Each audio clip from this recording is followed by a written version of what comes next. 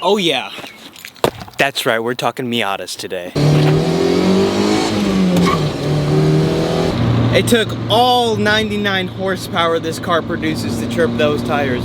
But welcome back to the channel. If you guys are new here, make sure to go down and subscribe. Before we get started, leave a like on this video, and let's go to the office and talk about my next project, even though I haven't even finished the one we're currently sitting in. Alright, it might be beautiful outside today, but in the Miata, there's no air conditioning, so I'm not trying to bake right now. But let's talk about the topic at hand. I'm building a new car. Yes, I haven't finished any of my other builds, but this is something that's going to take months and months of planning, and then even more months to execute said plan. I'm building a supercar killer. This thing is going to kill Ferraris of today, kill Lamborghinis of today around the track. This car is going to weigh less than 1,700 pounds and produce more than 300 horsepower to the crank. This is going to be an absolute animal and ride to drive around the tracks, but it's also going to be street legal, and it's not going to have a roof,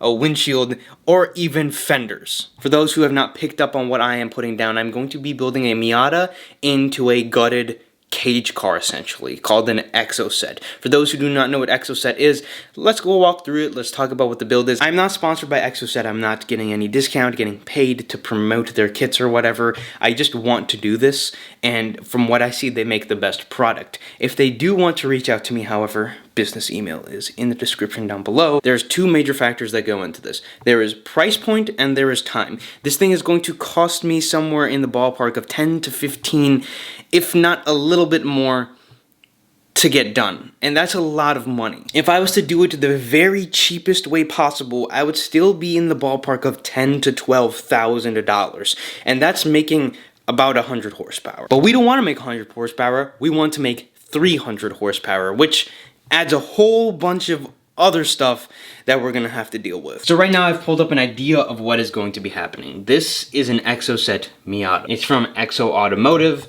If you literally just search up Exo Miata or Exocet Miata, these are what come up, and this is kind of the basis of what the kit's on, and this is kind of a final project. Now, as far as how I do it, we're probably gonna do it differently from everyone else, find our own flair and do that kind of stuff, but there's no wheel arches, there's no windshield, there's nothing, there's a roll cage protecting you, there's no doors, nothing like that. It is literally just you and the car. This is the biggest project I have ever taken, not even in terms of the car world, but in terms of literally anything. This is probably going to be harder than getting a college degree, because that's not hard. We all know that. Alright, in all seriousness, in theory it's pretty simple, but when you boil it down, it's going to take a lot of time, and it's going to take a lot of learning if I want to do it the way that I'm thinking of doing it. This is the basic way on how to make an Exocet Miata. You start with a donor Miata. You take the body off of said donor Miata, and you end up with the roller skate. The roller skate is the engine, the trans, the suspension, and that's it. There's a little tiny chassis that connects the car together, and you're basically at a go-kart level at this point. Now, in theory, the next step is to literally take the Exocet body and put it on the car. Not too hard in theory, but also it's a whole lot of work, because you've now gutted the interior, you have lifted the entirety of the body off of the car, you have figured out ways to disconnect every single piece that touches the body from the transmission, from the motor, from any connection that touches the body needs to come off. All the wiring, everything. Now you need to rewire the entire thing. Now you got to figure out what you want to do with the motor. Now you got to figure out if you want to keep the same motor, keep the same trans, because most people don't keep the same Miata motor. You can go to a V6, you can go to a V8, you can go to a turbo Miata motor. I've been actively looking for the last 6 to 7 months for a donor car. The problem with donor Miatas I'm having right now is they're a little bit more than I want to spend. There's nothing really less than $1,000 that kind of is whole, but really needs a ton of work. If that car ever came up, that'd be an instant buy. I find cars in between the $1,000 to $2,000 price range that need a little bit of work, potentially are running but not running well, either have a little bit of rust or whatever the case is. I find those cars all the time, and when the time comes down, most likely I will be pulling the trigger on one of those cars, but I don't need to have the donor at this moment in time, and I'd rather spend a couple extra months looking to see if I can get a big bargain deal on one. I could buy a skate that is just a skate from people who are parting out Miatas. But the thing is, I don't want to be missing a ton of pieces and then have to go searching. It's going to be easier for me to put it back together because I haven't taken a Miata apart before. Another thing to keep in mind is I have my Miata to retrace and backtrack on everything if and when I need to do that. What am I planning to do with mine? What motor kind of options am I going with? So there's two different options that I'm thinking of doing and switching out from the normal Miata. Depending on what platform I get, I would love to have a 1.8 liter car. This can be done with an NA or an NB car, first generation or second generation Miata, because they're both pretty similar underneath. Most likely I'm going to end up finding a cheaper first generation car, but I would like to find a cheaper first generation car